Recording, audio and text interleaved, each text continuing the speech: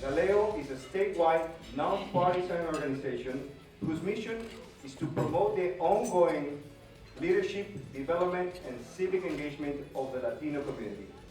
GALEO has been a leader in voter engagement and advocacy, but has also helped cultivate positive environment for ongoing Latino leadership development in our state, in Georgia. Yes, you heard correctly. I said empower. Because what I love about our annual event is that every time I leave, I feel more empowered. I gain knowledge from our speakers. I see the passion that many of you have for the work that you do, and that passion is contagious. I always feel a sense of community and purpose in the room. And I absorb all of this, and it manifests in a feeling of empowerment. So I want to thank you for being here today and for the contributions that you make to creating that experience. Back when we started as an organization in 2003, there were only 10,000 Latinos registered to vote in the state. As of 2016, there are 244,000 Latinos registered to vote in the state. That means we're about 4.5% of the overall electorate. In Gwinnett County in 2003, there were only 803 Latinos registered to vote. As of 2016, there's 44,600 Latinos in Gwinnett registered to vote. That makes up 18% of the county's electorate. And the turnout for the Latino vote in Gwinnett County was 57%, which was tremendous.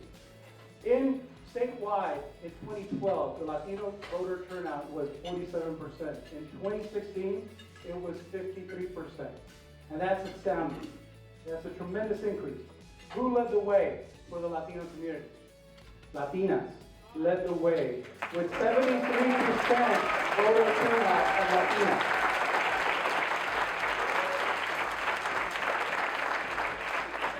I have this expression that I learned from my father called the pebble in the shoe, la piedra en el zapato. And I kind of say that sometimes certain situations come up front and we have a pebble in our shoe. And it's sad to say sometimes we as people, we don't do things until they directly affect us. Just like I say, if I have a pebble in my shoe, I won't take it out until it starts bothering me. And that's what civic engagement is. Sometimes we need to take those pebbles out of our shoe before it directly affects us. Maria Chávez is a lawyer, celebrated speaker, and award-winning thought leader.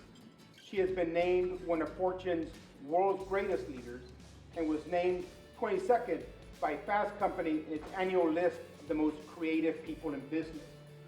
She brings a wealth of experience from legal, public policy, nonprofit management, and brand management positions in Arizona, Texas, Washington, D.C., and New York City. Most recently, Maria Chávez was the first woman of color to lead the iconic Girl Scouts of the United States from 2011 to 2016. And through that process, I learned that sometimes politics is personal, right? It's not about some far away place in Washington, D.C. or a state capital. It's what's happening around your kitchen table. And I was astonished to hear about the issues impacting our own community, but if you looked at the local representation, they didn't look like us, or at least didn't resemble what we would put into policy and procedures. So one day, my mother decided to run for office. And I will tell you, that did not sit well in our community. I remember being 10 years old, sitting in a room a little bit smaller than this. And it was a town hall, and people were arguing about issues. And a man got up, and he pointed at my father and said, "Jose Chavez, control your woman. Put her back where she belongs." And my dad gets up, and his broken English says, "She's exactly where she needs to be." So that's how I learned that sometimes you just got to put yourself into the game to make things happen. And I remember learning how to canvass a neighborhood at 10. I remember what it was like knocking on doors and having people shut it in your face. I remember my mother recounting a story after she had been elected to the local school board. When she was arguing for full funding, a gentleman walked in, pulled out a gun, and shot at her. And I told my mom, and I literally found out about this story several years after we moved from Milo, and I said, Mom, why did you keep running for office? Why? It's not like it's a lot of money. And she goes, Ana Maria, sometimes you've got to take the hits for people who can't stand up for themselves. You are born with the qualities today to be a leader. You do not need anybody to anoint you.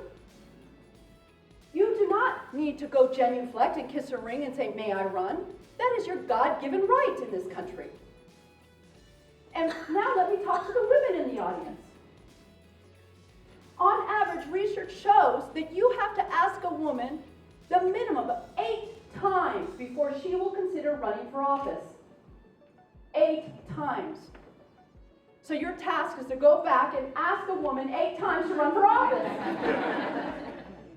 Because for some reason, women don't feel they have the inherent qualities to be a good leader. Well, I'm thankful that there have been women in history who didn't think about that and just took it on. But the parity needs to exist because the laws and regulations that come out of those laws will not reflect our issues. Right now, today, we make up half the population in the United States, but a very small percentage of women in elected office. And even if you look at the diversity of the U.S. Congress, why is it that it took, how many years? 2016 was the first time we elected a Latina senator in the history of the United States. It's a great thing, and I love her to death, but she needs some company, ladies.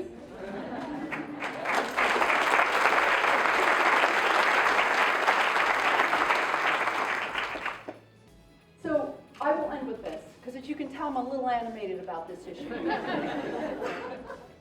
I spent the last 8 years trying to convince girls that they were worth every investment in this country. That they had to stop saying that they were bossy because they had an opinion. And now I'm in DC advocating on behalf of seniors again, because I think they're also worth the investment. But I think today is an opportunity to understand that our community has the opportunity to make a difference.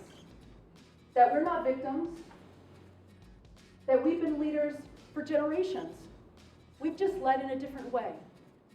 We've led around the kitchen table, in our churches, in our synagogues. That we understand that to lead means to lead with morality, with ethics and values. And that if we are going to paint a different picture of moral leadership in this country, it has to be inclusive and diverse and respectful for different opinions. Because I may not agree with you, but I don't have to be disrespectful. And that is the message that elected officials need to hear. And I'm happy to see that there were so many candidates in the audience today running for office. Thank you, candidate for mayor, for being here. Because it's not that we need you to create solutions for us. We want to be part of the creation of those solutions. We want people to understand we have an opinion and that it should be taken into account. And to the students in the room, please remember that, again, you have to rely on what you know today to be true. And that even though you will be tested, because all great leaders are tested, that you have to understand that at the end of the day, who do you need to be responsible for? It's the people you serve, not yourself.